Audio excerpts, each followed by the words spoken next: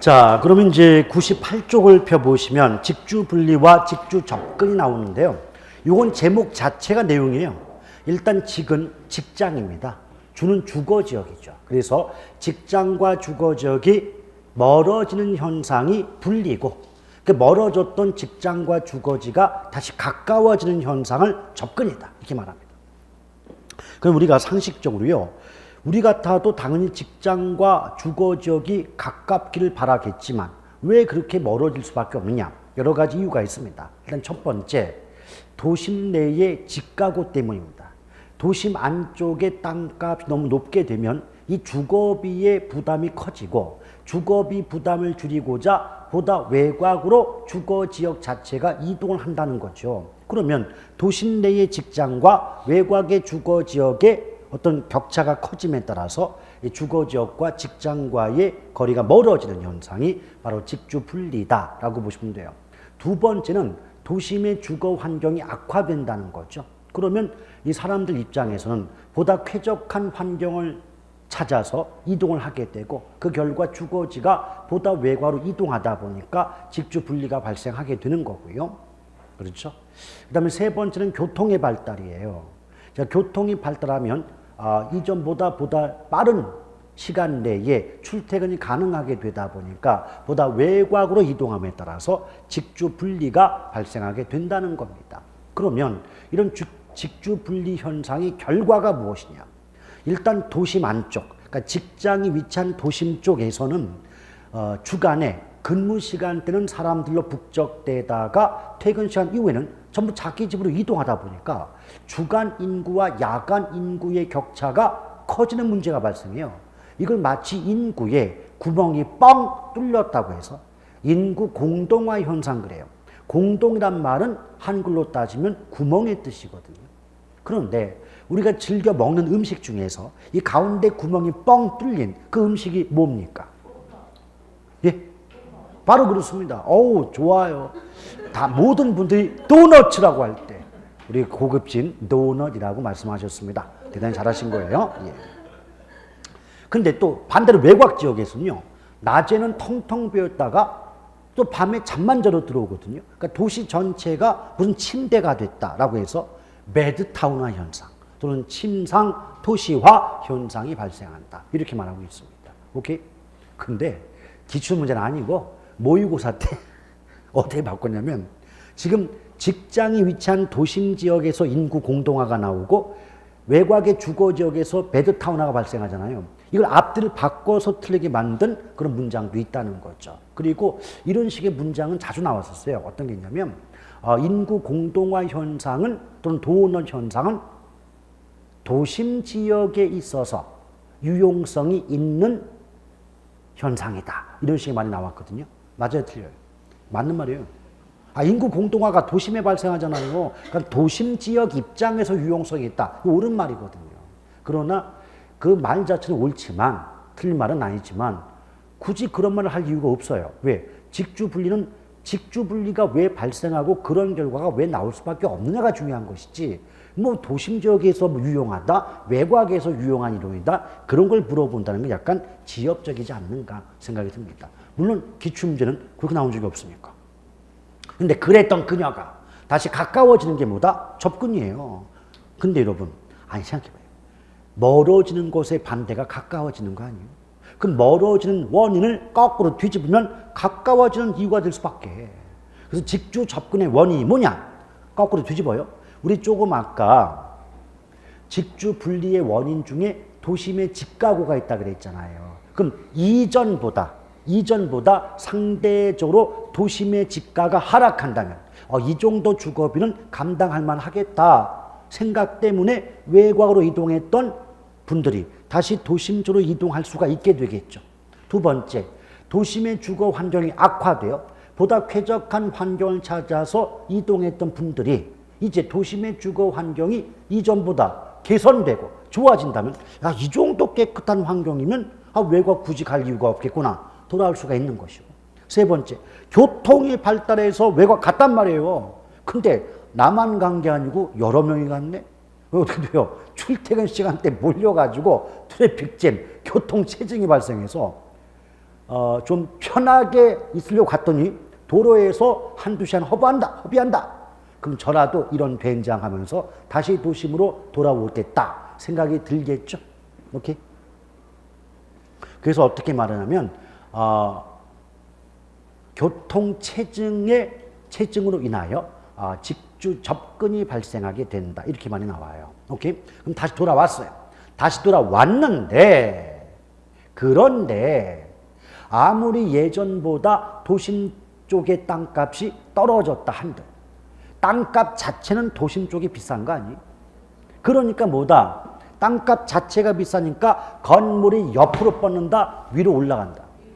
위로 올라간다. 그래서 어떻게 나오냐면 직주 접근의 결과 도심의 고층화 현상이 심화된다. 근데요, 위로 올라가는 걸 우리 아까 집약도로 따지면 집약적이에요. 위로 올라가는 게 집약이고 옆으로 퍼지는 게 조방이거든요. 오케이? 그래서 저는 집방적이다. 그러니까 옆으로 많이 퍼진 것도 아니고 위로 올라가는 것도 아니고. 자, 사회의 물을 일으켜서 대단히 죄송하게 생각합니다. 자, 어쨌든 간에. 우리가요, 제가 항상 말씀드리잖아요. 가장 좋은 학습법보다 대화를 나눠라. 그냥 집약 조방하지 말고 누가 좀 키가 크다. 어우, 상당히 집약적이시네요. 오케이? 근데 좀 이렇게 좀 살집이 좀 있으시다. 아우, 이게 조방에 가깝네? 이러면서 말이죠. 그렇게 하다 보면 자신들도 모르게 그 의미가 정확히 머릿속에 박히기 때문에 굳이 공부를 안 해도 되거든요. 아시겠죠? 그러니까 제가 이 말씀 왜 드리냐. 위로 올라가는 걸 도심 건물의 고층화 현상이 심화된다 해도 되겠지만, 그렇죠. 토지 이용의 집약도 또는 집약적 토지 이용이 커진다. 증가한다. 이렇게 말을 바꿔도 똑같은 말 아닌가요? 맞지요? 그리고 또 하나 있어요. 그나마 쾌적한 환경 찾아서 외곽 갔던 분들은요, 그나마 소득 좀 있는 분들이요. 실제로 소득이 낮은 분들은 외곽조차 못 나가서 우리 도심 가장 안쪽에는 의외로 빈민촌이 형성이 되는 경우 많습니다. 아시겠죠? 그럼 어떻게 해요? 그나마 소득이 있어서 외곽 갔던 중고소득층이 다시 도심 쪽으로 몰려들게 되면 도심의 모습이 이전보다 더욱 예뻐지고 깨끗해지고 밝아지지 않겠습니까? 그래서 도시가 청춘을 되찾았던 관점에서 도시 회춘화 현상이 발생한다라고 말합니다. 아시겠죠? 유사품에 주의하세요. 하춘화가 아닙니다. 회춘화입니다. 오케이? 그런데 이런 경우는 있어요. 분명히 지금 도시 회춘화는 직주 접근의 결과예요. 근데 분리 이런 식으로 많이 바꿔서 직주 분리의 결과 도시 회춘화 현상이 발생한다. 이렇게 말을 바꿔서 틀리는 적은 있어요. 아시겠죠? 그리고 지금 외곽 갔던 중고소득층, 즉 한마디로 말하면 돈 좀 있는 분들이 다시 돌아오니까 밝아지는 거 아니에요. 이렇게. 근데 도시 회춘화를 얘기하면서 저소득층의 도심 유입으로 인하여 이래버리면 맞아요, 틀려요? 틀리죠. 근데 어디서 도시 회춘화는 들어봤걸랑 이유는 모르고 도시 회춘화는 들어봤어. 그러니까 앞에 저소득층인지 고소득층인지 이 전제 조건이 잘 헷갈리니까 그런가? 그럴듯한데? 이러면서 또 헤매더라는 거예요. 아시겠어요? 그러니까 제가 항상 강조하잖아요. 이제 나중에는 이제 귀에 딱지가 얹으시겠지만 제가 강조하는 그것밖에 없어요.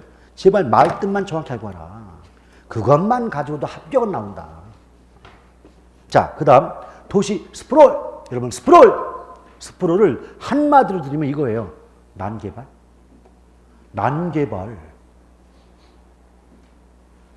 여러분 이 난개발할 때 나는 한자로 어지러울 난이겠죠. 그러면 규칙적, 불규칙적, 계획적, 비계획적, 질서 있게, 무질서하게. 그러니까 안 좋은 말은 다 갖다 붙이면 된다고. 그러니까 예쁘게 말하면 우리 말로 하면 이거예요. 예쁘게 스프롤 현상이란 개인들에 의한 불규칙적이고 비계획적이며 무질서한 개발로 인하여 도시가 외곽으로 확산되는 현상을 말한다. 그렇게 나오거든요. 일단은 이제 두 가지 기본 요소가 있어요. 첫째, 일단은 불규칙적이고 무질서하고 비계획적이니까 난개발이 되는 거 맞죠? 여기까지 됐단 말이에요. 근데 희한하게 도시가 외곽으로 확산이 된다. 이래버린 거거든. 그럼 왜 도시가 외곽으로 확산되느냐? 이유가 있어요. 한번 설명을 들어보세요. 여러분 생각할 때 도심과 외곽을 비교해 보면 어느 쪽이 이름하여 기반시설 등이 잘 갖춰져 있겠습니까? 도심 쪽이지. 그러면 개발하는 업자 입장에서도 기반시설이 잘 갖춰진 도심을 개발하고 싶겠죠. 그런데 이게 많이 들어요. 땅값이 워낙 비싸니까. 그럼 개발 사업에 소요되는 비용 부담이 워낙 크겠죠. 그러면 그 개발 사업에 소요되는 비용 부담을 줄이고자 보다 땅값이 싼 쪽인 외곽을 골라 개발하다 보니 이전에는 여기가 외곽이었는데 여기 개발하면 땅값 올라가잖아요. 그럼 좀 더 외곽으로 가야 땅값 쌀 거 아니에요. 그럼 계속 이 행위가 반복이 되면 계속 외곽을 골라 개발이 되니까 도시가 외곽으로 확산이 된다라고 말할 수 있겠어요? 그러면 이 말을 통해서 이것까지 알 수 있겠죠. 그럼 도시 스프롤, 즉 난개발의 대표적 원인은 도심의 집가구 아닌가? 도심의 땅값이 너무 비싸서 이런 문제가 발생하는 게 아닐까? 오케이? 둘째는 뭐냐? 분명히 제가 불규칙적이고 비계획적인 개발 그랬죠. 만약 여러분 장기적인 토지 이용이나 개발 계획을 세워져 있었다면 이런 불규칙적이고 비계획적인 개발이 이루어졌을까요? 다시 한번. 아니, 스프롤이 난개발이라면서요. 그럼 난개발이니까 그 자체가 벌써 불규칙적이고 비규칙적인 개발 아니겠어요. 비계획적인 개발이고. 근데 만약에 장기적인 토지 이용 개발 계획이 세워져 있었다면 그와 같은 불규칙적이고 비계획적인 개발이 이루어졌을 리가 없는 거 아니요? 오케이? 그러면 집가구 이외에 스포롤 현상이 발생하는 원인 중에 하나, 장기적 개발 계획의 수립되지 않았다. 이렇게 말할 수도 있는 거 아니에요? 그렇죠? 그러면 원인이 그와 같다면 대책이 뭐냐? 첫째, 장기적인 개발 계획을 세우면 되겠네. 그렇죠? 둘째, 지금 계속 외곽으로 도시가 확산되잖아요. 이걸 막으려면 그린벨트, 개발 제한 구역 설정하면 되겠네. 오케이? 그래서 어떤 말 나오냐면 스프롤 현상의 원인은 크게 두 가지. 도심의 집가구 및 장기적인 개발 계획의 미수립. 그럼 대책은 뒤집으니까 장기적인 개발 계획 수립 및 개발 제한 구역의 설정. 오케이? 끝. 물론 거기서 나중에 기본서 받아보면 이제 스프롤의 어떤 유형해가지고 뭐 비지적 개발 그래서 뭐 개구리 뜀뛰기 현상이라든지 고밀도 연쇄 개발, 저밀도 연쇄 개발 이런 말 교과서에 나와요. 시험에 안 물어봐요. 근데 굳이 따진다면 우리나라 국토 면적 좁죠. 그럼 개발되면 따닥따닥 띄엄띄엄 따닥따닥. 그래서 우리는 고밀도. 우리나라는 고밀도라니까 저밀도가 아니라니까요. 근데 그런 걸 안 물어봐요. 오케이? 그리고 저기 불규칙적인 개발을 하면 여기도 했다가 저기도 했다가 뛰어가겠죠. 근데요, 그걸 개구리 뜀뛰기라고 하는데 개구리가 어디로 뛸지는 며느리도 모른다는 말이 있지 않습니까? 그럼 개구리 뜀뛰기 그 자체가 뭐다? 불규칙적인 개발 아니냐. 오케이? 그러나 그런 의미도 있지만 문장 자주 나옵니다. 개구리 뜀뛰기 현상 또는 비지적 개발. 개구리 뜀을 뛰면 중간중간을 건너뛰죠. 그럼 중간중간에 공지 또는 공터가 남겠죠. 이걸 비지적 개발이라고도 하고 그러니까 문장으로 중간중간에 공터를 남기기도 한다. 이렇게 문장으로 나눈 경우도 있다. 그러나 몇 번 읽어만 보면 굳이 안 외워도 다 한다. 아시겠죠? 그리고 그 4번의 침입과 개성은 몰라도 돼요. 근데 뭐 기초니까 그냥 한번 가볍게 말씀드리면 침입은요. 어떤 동네가 있어요. 이 동네 입장에서 침입은 뭔가 기존에 없던 거, 뭔가 새로운 게 들어오는 게 침입이에요.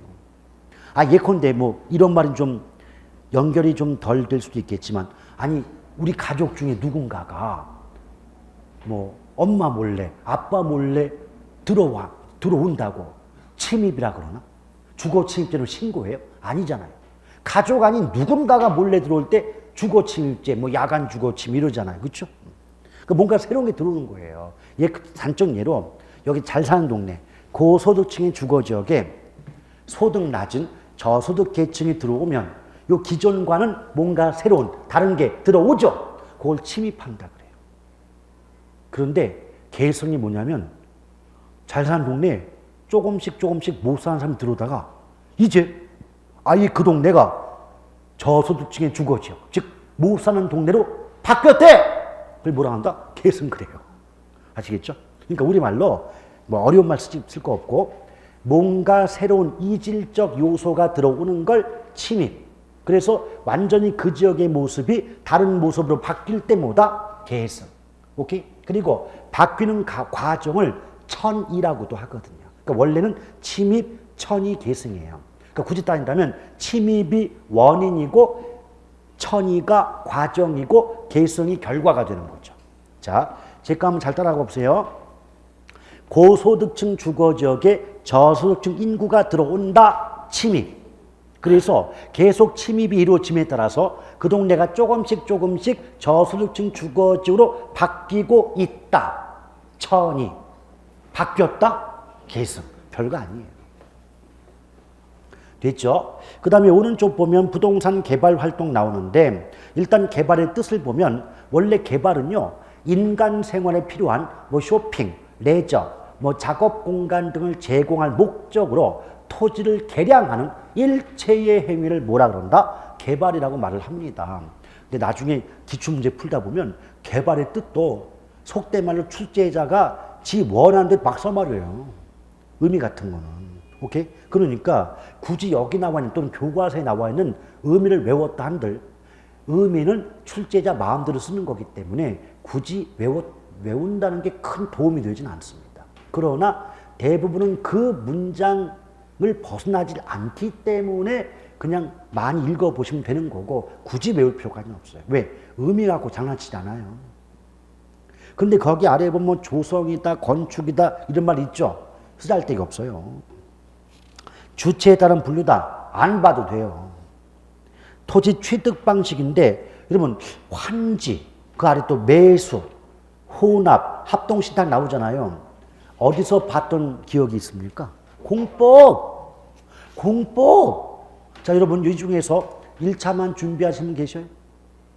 아니죠. 일단 지금 시점은 1, 2차 다 하고 계신 거 맞죠? 무슨 말이냐.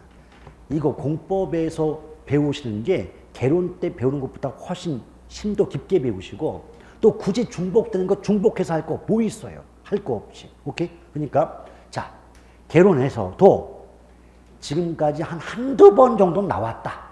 그러나 그 수준은 아주 초보적 수준이니 굳이 개론에 또 보실 필요 없고 공법에서 배우시면 충분히 할 수 있다. 아시겠죠? 그리고 나는 1차만 하는데요. 그런 분들은 책만 봐도 돼 그냥. 굳이 설명 안 들으셔도. 그 다음에 넘기면 신개발, 재개발 나오죠? 있어요? 가로 3번에. 필요 없어요. 가로 4번 외관에 따른 불. 이거는 뭐냐면 자, 복습합니다. 제가 우리 부동산 총론 배우실 때 말이에요. 우리 복합 개념 그러면 법경기 3대 측면이다. 어느 파트에 나오든 간에 기억나죠? 근데 제가 그때 법률과 경제는 형태 없다. 그래서 무형적 측면. 기술 또는 물리는 형태에 있다. 그래서 무형적 측면 구분했던 기억이 있죠. 그러니까 법률 경제는 무형, 기술 또는 물리는 유형 구분한 것처럼 법률 경제적 측면의 개발은 무형적 개발이고 기술 또는 물리적 측면 개발은 유형적 개발이고 그럼 유형, 무형을 합하게 되면 법경기 3대 측면을 합한 거니까 따라서 복합적 개발일 뿐이에요. 아시겠어요? 제가 그랬잖아요. 법률, 경제, 기술, 법경기 3대 측면을 모두 포함하는 게 복합 개념인데 복합 개념을 다른 말로 바꾸면 복합적과 같다고. 그러니까 복합적 그 말 속에 법경기가 모두 포함되는 거고 법률과 경제는 형태 없다, 무형. 기술 또는 물리는 형태에 있다. 유형. 오케이? 그러니까 제목만 딱 봐도 알아요. 아, 유형적 개발이니까 기술 또는 물리적 측면 개발 얘기한 거고, 무형적 개발이니까 법률 경제적 측면의 개발일 거야. 그럼 유형, 무형 합하는 건 법률, 경제, 기술 합한 거니까 복합 개념의 개발 또는 복합적 개발 연결되잖아요. 그건 외우는 게 아니에요. 조금만 생각해 보면 금방 나와요. 그리고 오른쪽 보면 부동산 개발의 위험 나오죠. 아, 이거 잘 나와요. 부동산 개발 위험은 잘 나오는 거 이게. 근데 얘는 일단은 그 종류를 기억해야 되니까 법시비. 부동산 개발의 위험은 법시비다. 법적 위험, 시장 위험, 비용 위험이니까 법시비 맞죠? 어떻게 기억하면 돼요? 우리 남자들끼리 싸움할 때 나중에 뭐래? 야, 법대로 시비를 가리자. 법시비. 자, 법으로 시비를 가립니다. 법시비. 오케이? 근데요, 어느 파트를 막론하고 법자가 붙는 위험은요, 간단해요. 그냥 법률, 정책, 제도, 규제 등의 변화로 개발업자가 손실을 입게 되는 경우를 뭐라 그런다? 법적 위험 그래요. 법적 위험. 오케이? 예를 들어서, 요번에도 우리 정부가 바뀌면서 각종 그 부동산 대책은 좀 규제 강화로 이어가고 있지 않습니까? 그렇죠. 그러면 이 규제 강화 이전에 대출 등을 받아가지고 이 투자를 하신 분들 입장에서는 규제가 강화되면서 이 부동산 경기가 위축이 되고 또 후퇴가 되면 일단 거래가 활성화되지 못하면요, 가격이 최소한 떨어지거나 아니면 올라가진 않잖아요. 보합세를 이루게 되지 않습니까? 근데 우리나라 경우는요, 대부분 투자의 개념이 뭐냐면 하여튼 지렛대 효과라는 걸 쓰죠. 그러니까 남의 돈 빌려 와가지고 이제 좀 약간 부담이 되지만 샀다가 한 2년 지난 뒤에 좀 집값 올라가면 팔아가지고 양도 차익을 얻어 먹겠다는 게 대부분 아닙니까? 그렇죠? 그런데 문제는 그 양도 차익을 얻으려면 사실 현실적으로 누가 생각해도 집값 자체가 올라가야 된다고. 근데 부동산 경기의 핵심은요, 주택 경기거든요. 그럼 주택 경기가 위축되면 가격이 안 올라가거나 올라가도 조금밖에 안 올라가요. 그럼 어떻게 되겠어요? 그 양도 차익 얻어 먹으려고 진짜 대출까지 받아가지고 낑낑댔던 분들은 한결같이 많은 위험 부담을 안고, 또 잘못하면 너무 힘드니까 세금 부담 때문에 이런 것들 때문에 힘드니까 그냥 원가에 아니면 더 싼 값에 파는 경우도 있을 거 아닙니까? 이 싼 값에 팔거나 원가에 팔면 그동안 부담했던 원리금을 고려하고 하다 보면 이거 완전히 손해본 거죠. 이런 경우 바로 이것도 일종의 정부 정책에 의해서 투자자나 개발업자가 손해를 보는 타입이기 때문에 이런 경우가 넓게 보면 법적 위험인 거예요. 아시겠죠? 그런데 이 법적 위험에 대한 대책으로 대표적인 게 뭐냐면 이용 계획이 확정된 부지의 매입이에요. 그게 어떤 경우냐면 한번 들어보세요. 제가 안 쓸 테니까 잘 들어요. 나 곰돌이 여유 자금이 있음. 근데 뭘 하는 게 좋을까 잘 떠오르지 않았어. 고민했어. 근데 어떤 결론에 도달했느냐? 요새 모텔이 잘 된다고 함. 그러면 여유 자금 가지고 숙박을 한번 해볼까? 모텔을 지어볼까? 생각했어. 근데 모텔을 지으려면 부지 확보해야 되잖아요. 그래서 예컨대 10억 주고 부지 확보했음. 그럼 건축허가 받고자 관할구청에 갔음. 그거 받아본 구청 직원 사색이 되어서 이렇게 말함. 선생님 어떡해요? 왜요? 그 동네 일주일 전에 주거 전용적 지정됐어요. 모텔 지금 못 지음. 쪽박참. 법적 위험. 오케이? 그럼 만약에 이런 위험으로도 벗어나려면 어떤 땅이 있다고 할 때 그 땅의 이용 계획이 이미 확정된 땅을 매입했다면 그런 식의 손실은 안 봐도 될 수 있었지 않느냐. 이런 관점에서 얘야말로 거의 고정돼 있어요. 법적 위험 나왔다. 그럼 무조건 대책이 뭐다? 이용 계획이 확정된 부지의 매입입니다. 그래서 나올 때마다 이렇게 나와요. 부동산 개발의 위험 중 법적 위험에 대한 대책은 이미 이용 계획이 확정된 부지의 매입 등에 해당한다. OX. 맞잖아요. 그러니까 다른 거 필요 없어요. 예쁘게 생각하지 말고 이용계획 확정된 부지 매입, 토지 매입 나오면 무조건 개발 위험 중 법적 위험의 대책. 그럼 게임 끝나요. 오케이? 근데 시장 위험은 제가 조금 이따 할게요. 비용 위험. 벌써 제목 속에 비용자가 있잖아. 아시잖아. 우리 부동산은 개발 사업 기간이 장기라는 거. 오래 걸려요. 오래 걸린다. 근데 사업 기간이 장기다.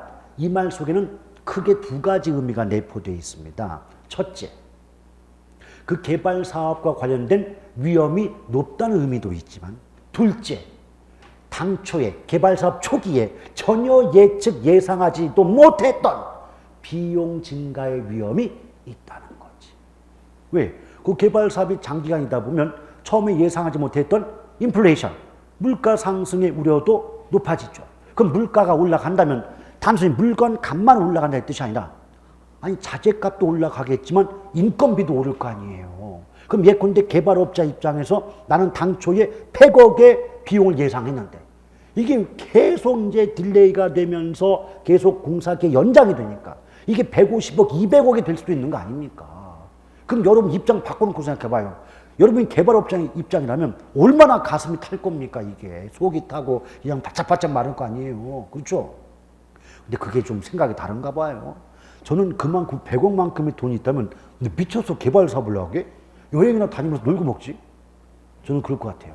근데 놀고 먹는다는 어떤 의미냐면 그냥 내가 하고 싶은 거, 뭐 어디 가서 뭐 보고 싶은 책 있으면 책도 봐가면서 그렇게 지내지. 뭘 무슨 영화를 더 보겠다고 그 개발 사업을 합니까? 네, 이게 강북과 강남의 차이더만요. 강북 분들은 100억. 근데 물어봤어요. 100억 있으면 공부하실래요? 안 한대. 그냥 유유자적, 여유 즐기겠대. 강남 분들한테 물어보잖아요. 눈빛이 바뀌어요. 어떤 눈빛인지 알아요? 100억이 돈이야? 이런 눈빛. 100억이 돈이 아니에요. 그걸 종잣돈 삼아서 1000억, 2000억 벌어야지. 이런 생각합니다.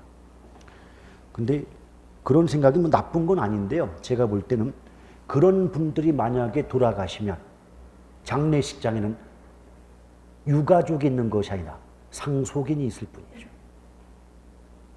치고하고 싸워요. 그리고 무슨 이렇게 욕심이 많으신지 참. 근데 그런 분들이 내가 참 불의토끼 성금 냈다는 얘기 들어본 적이 없어. 주변에 가난한 이웃을 한번 돌아봤다. 이런 말 들어본 적이 없어요. 그래서 내가 참 여담인데요. 우리나라 부자들, 우리나라에서 왠지 부자들을 바라보는 시선이 곱지가 않아요. 왠지. 그 이유가 뭐냐. 부의 축적 과정이 정당성이 결여되어 있으니까. 근데 더 큰 문제가 뭔지 알아요? 물론 어떤 과정 속에서 약간의 위법, 탈법 저질 수 있다 이거예요. 제 생각은. 그러면 그렇게 해서 부를 축적했을 때, 그 부 중에 내가 갖고 있는 부, 재산 중에서 떡고물 조그만 거, 그거 하나만 남들에게 베풀기만 했어도 그렇게 욕먹지 않아요. 그 베품이 잘못하면 그 자신과 그 가족들의 목숨을 살릴 수 있는 길이 될 수도 있는 거예요. 제가 옛날에 동학농민운동 얘기 안 했습니까? 여러분 동학농민운동이 어떻게 보면 역적이잖아. 농민 반란 아니에요. 그렇죠? 근데 우리는 국사를 싫어해서 잘 안 배우셨겠지만 또 이제 대충 외워서 찍었겠지만 농민 반란군이기 때문에 그 동학농민군의 이동루 있잖아요. 이동루 투에 있는 모든 관리와 부자는 한 명도 남김없이 다 죽었어요. 다 죽여버린다고. 근데 경주 최부잣집 아시죠? 경주 최부자. 이분들의 가훈이 뭡니까? 뭐 사방 뭐 심리 안에 굶어 죽는 사람이 없도록 하라. 이런 가훈이 있지 않습니까? 동학농민군 이동 루트를 보세요. 어떻게 되는 줄 알아요? 여기 최부잣집 있잖아요. 이렇게 돌아갑니다. 의인이 사는 동네는 침범할 수 없다. 오케이? 즉 남한테 이제 300석 중에 100석을 이제 공양한 거예요. 3분의 1을 다 준 것도 아니고. 그럼 나머지 200석만 가지고도 충분히 먹고 살 만한 부자 아닙니까? 그럼 다 준 것도 아니고 일부 줬어. 일부를 준 걸 가지고 자신을 비롯해서 전 가족의 목숨을 살릴 수가 있었다는 거죠. 이것이 기부의 엄청난 위력입니다. 그러니까 저는 항상 매년마다 우리 수험생께 이런 부탁을 드려요. 중개사 분들 공부 많이 하시고, 그리고 돈 많이 버셔라. 돈 많이 벌되 순수익 말고, 그러니까 총수익 말고 순수익의 1%만 기부를 해달라. 여러분, 총수입의 1%는 크지만요, 이거저거 다 뺀 게 순수익 아니에요. 순수익의 1%는 큰 부담 안 돼요. 여러분이 예컨대 이거저거 해가지고 뭐 1,000만 원을 벌었다. 근데 뭐 비용하고 뭐 접대하고 해가지고 500 썼다. 그럼 순수익 500 맞지요? 500의 1% 얼마입니까? 5만 원이 5만 원. 지금 당장 5만 원 부담, 누구한테 기부해도 큰 부담은 아니지 않습니까? 솔직히. 근데 그 5만 원을 그렇게 부담을 하고 누구한테 베풀잖아요? 그럼 저는 그게 최고의 마케팅 기법이라고 합니다. 실제 경영학에 마케팅 기법 중에 또 그런 것도 있어요. 기부 마케팅. 기업이 미쳤다고 기부해? 두 가지가 있죠. 첫째, 기부 금액은 세금 공제한다. 둘째, 기업 이미지 좋아지면 몇백억의 비용 들여서 광고하는 것보다 더 그게 큰 혜택, 어떤 효과가 있는 거 아닙니까? 그럼 제가 그러는 거예요. 1%까지 아무것도 아니지 않느냐. 그걸 꾸준히 기부를 하고 주변 사람들 돌보고 그런 마인드를 갖고 있으면 여러분 별도로 그 많은 비용 들여서 광고하지 않아도, 야, 그 공인중개사는 말이야, 참 지역을 위해서, 어려운 사람 위해서 진짜 애쓰는 사람이야. 그 사람 참 사람이야. 광고 안 해도, 야, 거기 가서 해. 괜히 어디가 엉뚱한 데 하지 말고 알아서들 다 손님 보내주고 해. 7년 전쯤인가 제가 다른 데 수업하는데, 그분은요, 남자분인데 증 없이 한 10년 이상 하신 분이에요. 근데 그 바닥에선 최고로 돈을 많이 버시는 분이에요. 그럼 내가 이해가 안 갔어요. 왜냐면은 증이 없는데. 그러면 이제 뭔가 뭐라고 할까, 좀 안 좋게 대우도 받고 좀 이게 무시도 당하고 그럴 거 아니에요.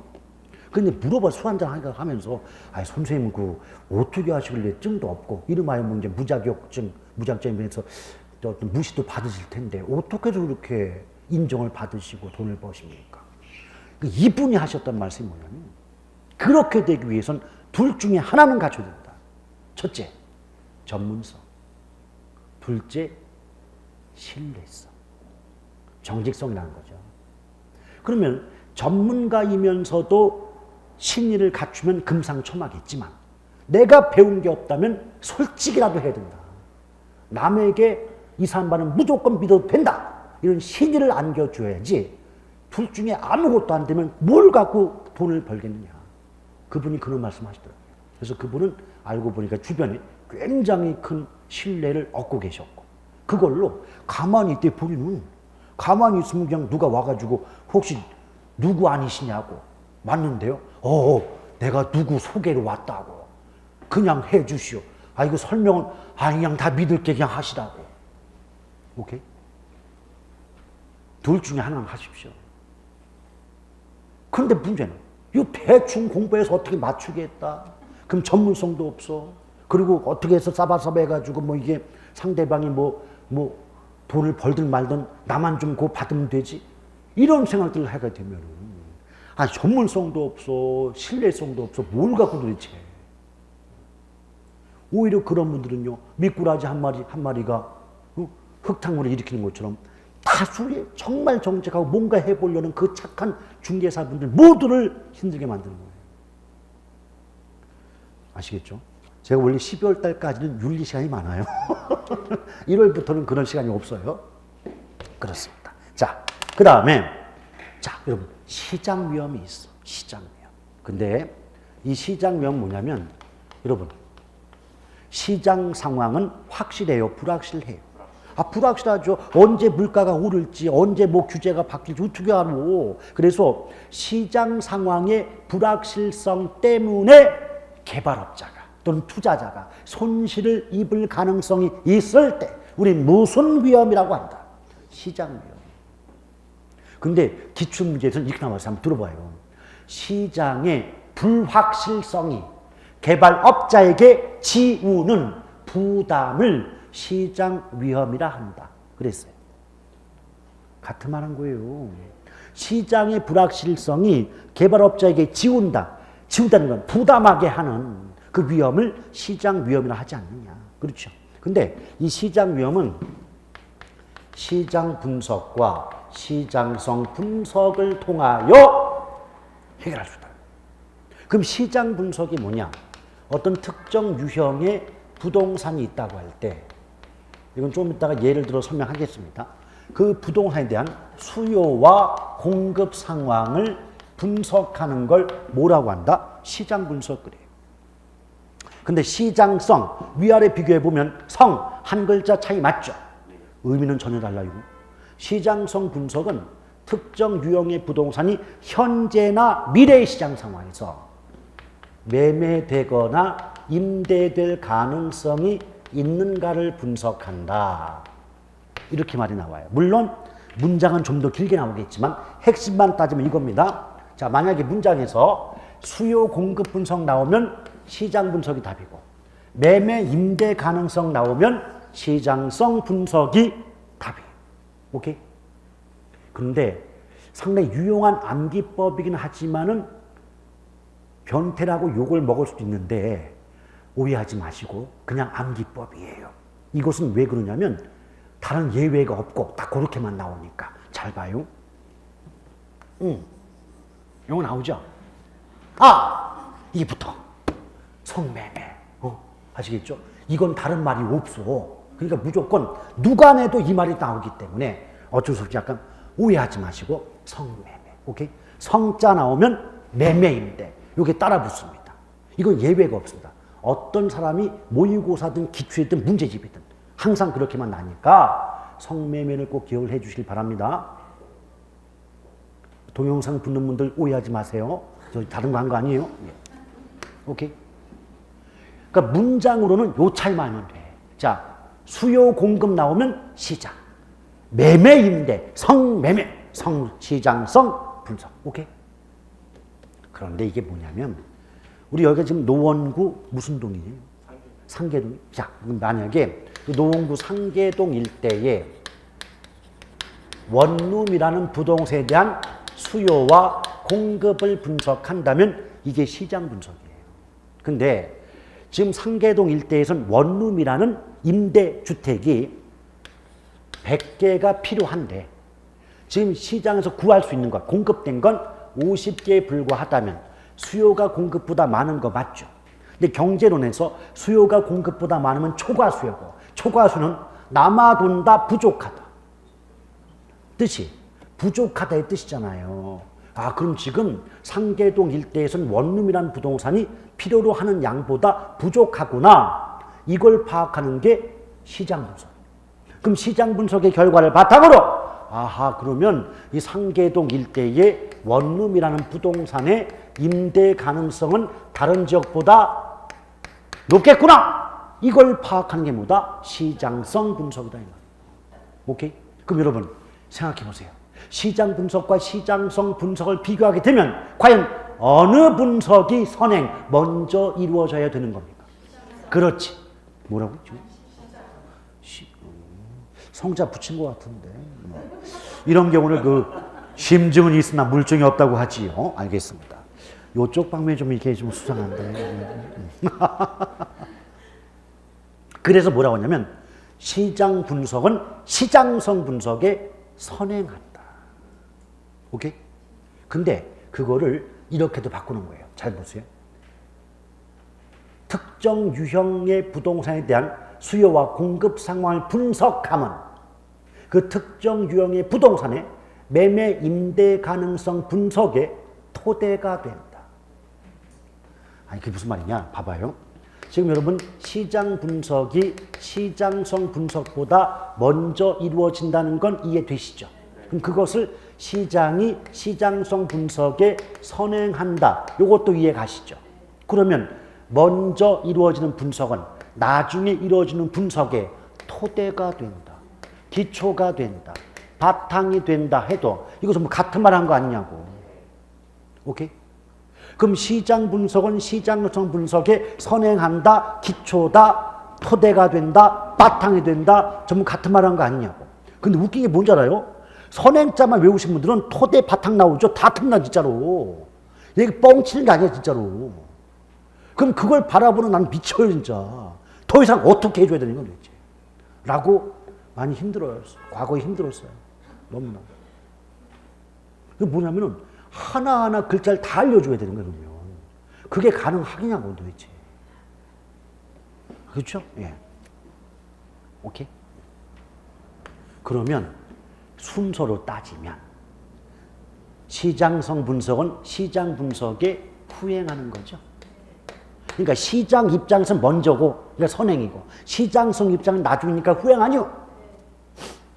그것도 선행만 외워, 진짜 미치겠어, 진짜. 선행만 외워놓고 시장성인지 그건 아는 생각도 안 하고 선행한다만 외우는 거야. 근데 실제 이거 기출문제예요. 그러니까 기출문제에서 처음에는 시장 분석은 시장성 분석에 선행한다 해서 맞잖아요.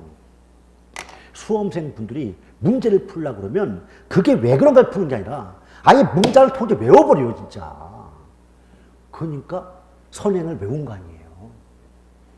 출제위원들이 얼마나 야갔는데 이미 다 안다고. 그럼 어떻게 돼? 그래?